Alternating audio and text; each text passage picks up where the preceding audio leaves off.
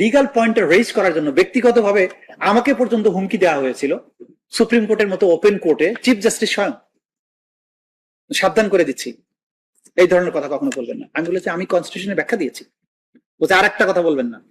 এবং একই কথা ব্যারিস্টার মাহবুদ্দিন খোকন বলেছিলেন বলে তাকে কোর্টরুম থেকে বের করে দেওয়া হয়েছিল। সুতরাং এই যে দানবীয় শাসন, সেটা যে শুধু প্রশাসন করেছে তা না, বিচার ব্যবস্থাও একটা দানবে পরিণত হয়েছিল।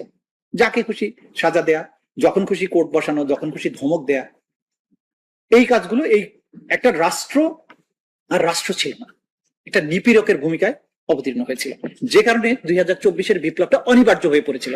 এরপরে সাধারণ যে স্থানীয় সরকার নির্বাচনগুলোকে, সেখানেও যাতে কোনো ফেয়ার ইলেকশন না হয় সেখানে দলীয় প্রতীক দিয়ে দেওয়া হলো, যাতে দলীয় প্রতীকের বিরুদ্ধে কেউ আর ইলেকশনে দাঁড়ানোরই সাহস না পায়।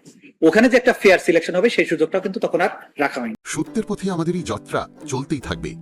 আপনিও সঙ্গী হতে চাইলে চ্যানেলটি সাবস্ক্রাইব করুন, ভিডিওটি শেয়ার করুন এবং কমেন্টে আপনার ভাবনা জানান। ধন্যবাদ।